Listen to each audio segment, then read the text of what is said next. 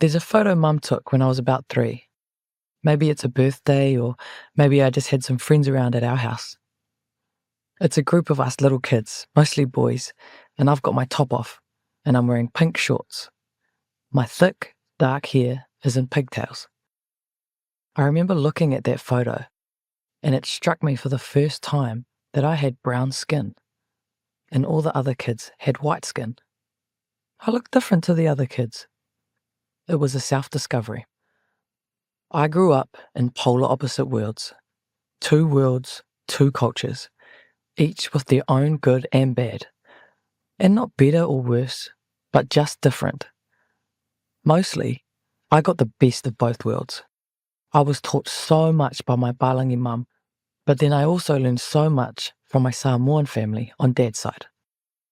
Other times, I noticed I wasn't full brown like my Samoan cousins. Not white enough to be white, not brown enough to be brown. Like I was an outsider in both places. I struggled with those feelings all my childhood.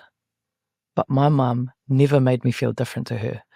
And on my Samoan side, I was just another cousin. I was never treated different in either family. But it was just that realization. Oh wow, I look different. It was hard to understand what it meant. When I went through my hard times, I thought I was out of place in both worlds. But then I realized I actually have 2 places. Later still, I realized there are so many people like me who bridge different worlds. There are many Samoans who grew up in New Zealand, and so they're not Samoan in the same way the older generations were. They don't know Samoan village life. They may never have been there. They are Kiwi like I'm Kiwi, and it's a whole new space. The combining of 2 massive worlds. I think this is the future of the world, the coming together of cultures. I've got this memory from when I was about 4. By that stage, my parents weren't together full time, and me and Mum were living in a house she'd bought in Newtown in Wellington. But Dad still often came over, and there would be good, fun times for a bit, until the yelling started. My parents are chalk and cheese, completely opposite. Mum is tall, skinny and white. Dad is short, stocky and brown. Mum, whose name is Marion, is open-minded, very honest and trusting, soft and kind. Dad is a ladies' man, the most talented musician I've ever met. And although he has an alcohol problem, I legitimately thought he was Superman when I was growing up. His name is Ruby Tui, but everyone calls him Vaki. I learned early on that some people just aren't supposed to be together, and my parents were 2 of those people. Dad just couldn't articulate his emotions calmly, and he would scream aggressively and scare Mum. I watched like you watch everything as a kid.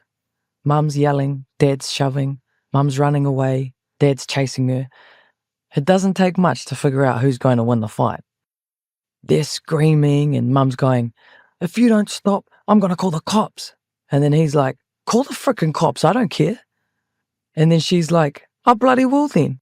And then she calls the cops, and then, I'm crying and they're all shook up and the cops arrive and they make Dad bugger off.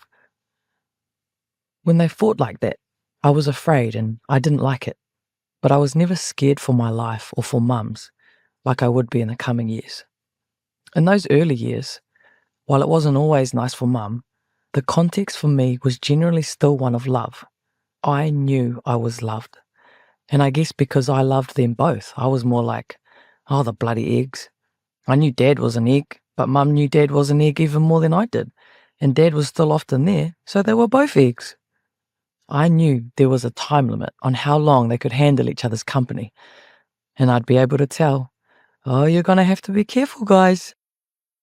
Anyway, this particular memory is of a day when Mum and Dad were all lovey-dovey.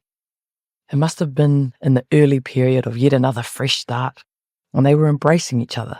And then they were like, "Oh, come here, Ruby. Come and have a hug with us."